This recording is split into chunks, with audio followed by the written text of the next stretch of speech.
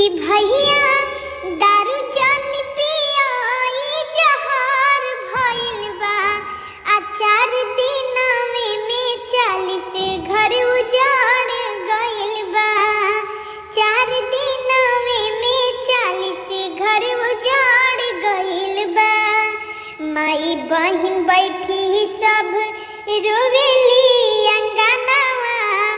कहाँ गइल नीतीश जी के दिहल बचनवा कि ऐसे पीड़ित भइल छपारा बिहार भइल बा। भैया दारू जानी पिया हो जहार भइल बा। कसे अब मनीष भैया जाले सबके घरवा।